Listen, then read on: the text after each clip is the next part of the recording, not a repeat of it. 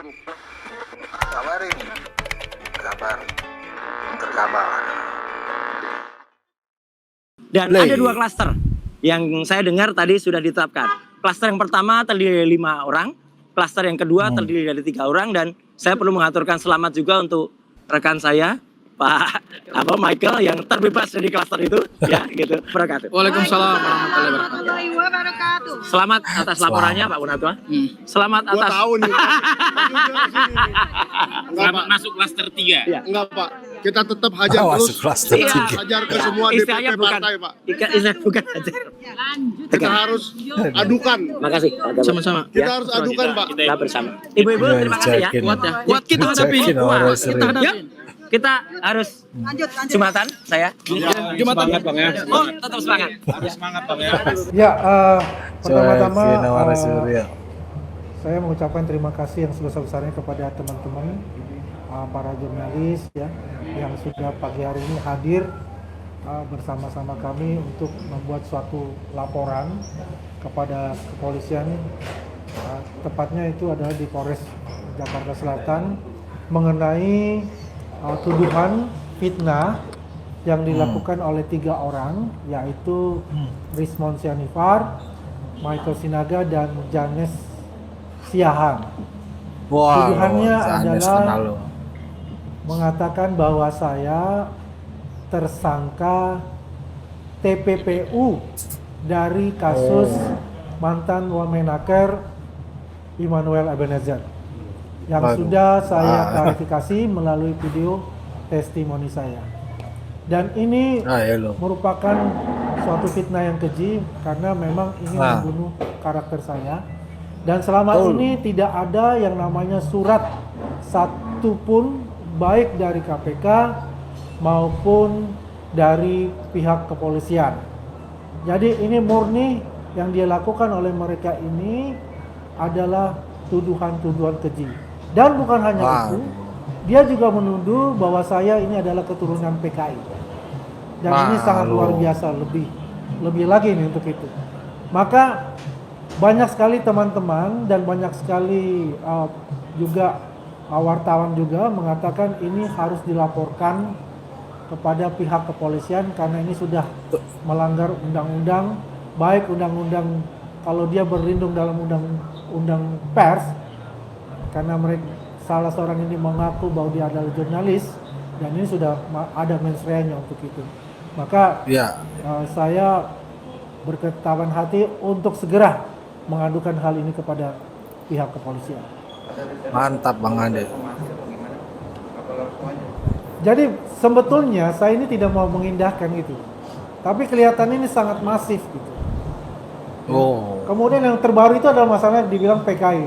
Nah ini berarti sudah lah. Nah, lo. Ini udah nggak main-main lagi dan ini harus segera dilaporkan karena sudah masuk ke sendi-sendi yang bukan hanya sendi-sendi yang sifatnya katakanlah pribadi saya, tapi ini sudah masuk ke keluarga saya, ke anak-anak saya, ya, sehingga juga ingin mendowngrade saya kepada masyarakat dan ini adalah kredibilitas saya yang saya pertaruhkan begini. Mantap Bang Ade.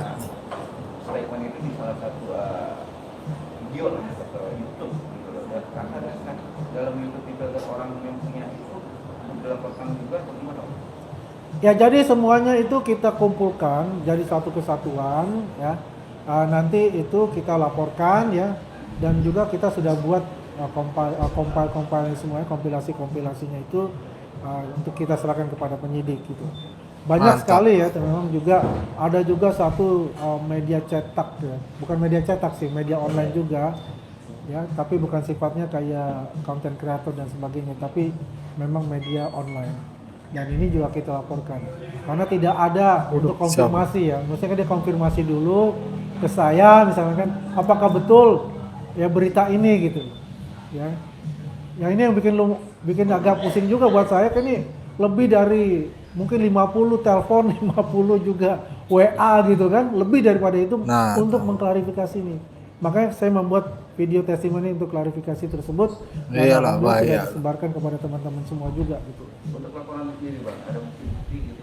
Ada semua. Saya ada bukti-bukti yang sudah kita kompilasi semua dalam bentuk flash disk.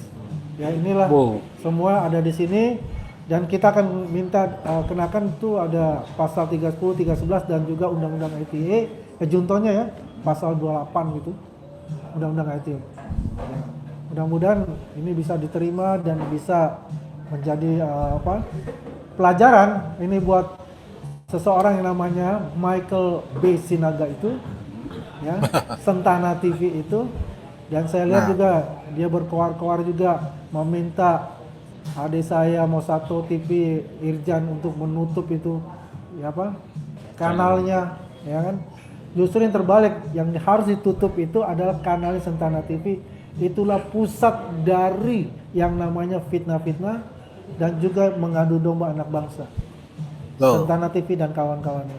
Bang, kita balik Iya. kan udah ditetapkan Pak PK sebagai tersangka dari Iya. kasus fitnah. Nah, abang juga ingin melaporkan ada respon sendiri. Emang nggak puas bagaimana?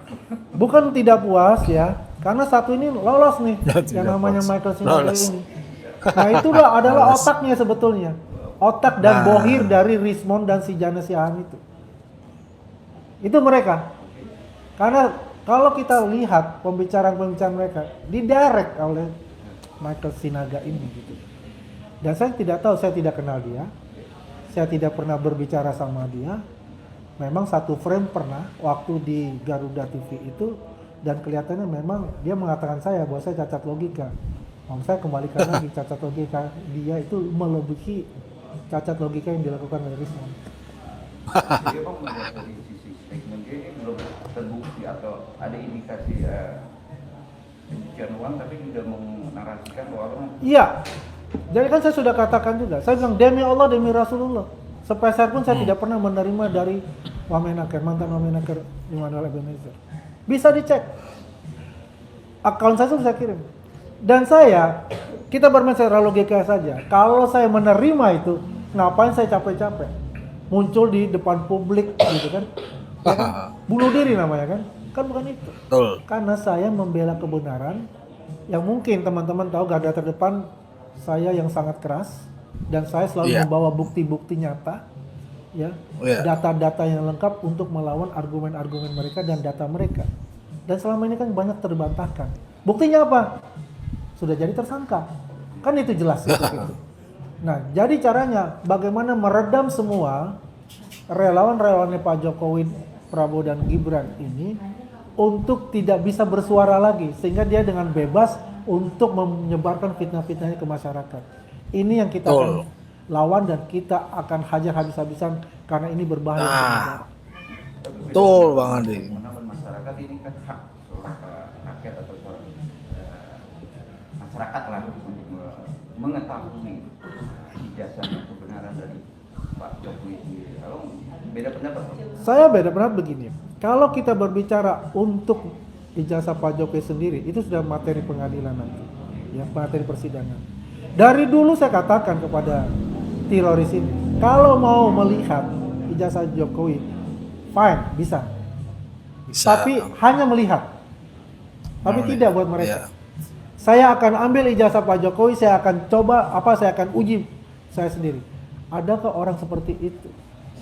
Buat saya, ngapain saya tunjukkan buat kamu? Apa untungan kamu? Tapi teman-teman mesti tahu, beliau adalah mantan presiden. Ketika itu ditunjukkan dan diberikan, ini akan jadi jurisprudensi kepada nanti pemimpin-pemimpin baik yang atas sampai paling bawah, dan bisa jadi ajang untuk pemerasan dari organisasi-organisasi yang kriminal. Itu bisa seperti itu. Ya begitulah sobat-sobat ya. Tadi wawancara Bang Andi Azwan setelah melaporkan Rismond Sianipar, Michael Sinaga, satu lagi sama siapa itu? Jenes apa itu? Yang menuduhnya itu kagak bener lah, menuduh sangat.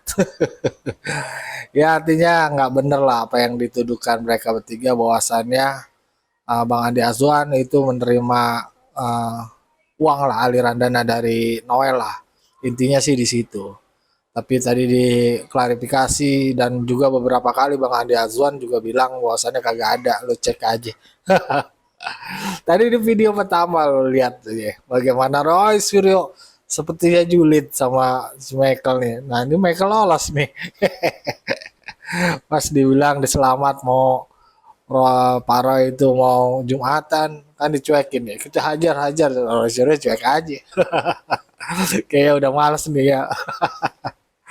Atau Roy juga pengen nih si Michael juga ikut jadi tersangka kali ya. Ya itulah ya, tapi kita harus ketahuin katanya Michael ini juga dia itu jurnalis ya, artinya ada kekebalan hukum ya. Kalau misalkan seorang jurnalis salah yang nggak bisa langsung dilaporkan oleh uh, seseorang kali ya, nggak boleh dilaporkan seseorang itu ke polisi, harus melalui Dewan Pers dulu. Tapi kalau begitu ribet deh, kalau misalkan ada wartawan atau jurnalis yang menuduh atau bikin opini yang menggiring ke arah yang nggak benar, ya, artinya sesat, itu kok kagak bisa ya, enak bener gitu ya, mereka itu ya. Aturan kan sama kita ya. Kalau ada orang yang menuduh fitnah dengan tidak eh, yang fitnah yang menyakitkan kan itu artinya kita harus sama-sama ya, karena dia udah bersalah lah, nuduh tanpa dasar atau fakta yang sesungguhnya. Harus ya kudunya nggak usah pakai Dewan Pers lagi kalau begitu. Kalau begitu kan keenakan ya mereka-mereka ini, para wartawan, jurnalis yang lainnya atau media-media yang berlindung di bawah Dewan Pers ini ya, ribet jadinya, keenakan lah ya. Harusnya menurut gua masih ya. Tapi itulah ya tadi, Michael memang lolos ya di apa namanya, di kasus pencemaran nama baik Pak Jokowi. Michael dan si Janus ini lolos nih, cuma Rismon doang yang kena. Tapi lolosnya Michael itu dan Janus itu ditangkap lagi sama Bang Andi Azwan.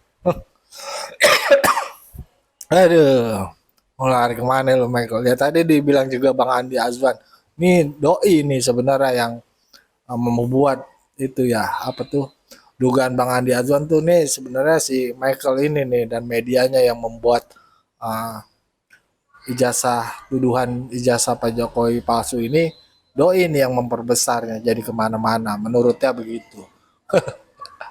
Kalau gue nonton sih ya laga-laganya kayak begitu. Jadi kita jadi banyak kan pemirsa mereka yang akhirnya tersuci otaknya bahwasanya tuh ya benar ijazahnya Pak Jokowi itu palsu. Jadi mereka tuh kepalanya di situ jadinya letaknya. Kalau kita yang berpikir sehat kan ya, intinya kalau kita kan kalau misalkan UGM pembuatnya pencetaknya langsung itu bilang ya asli, udah sebenarnya sih udah cukup ya. Tapi ya itulah ya. Bagaimana tadi menurut pandangan sobat-sobat? Berikan pandangannya di kolom komentar. Wassalamualaikum warahmatullahi wabarakatuh.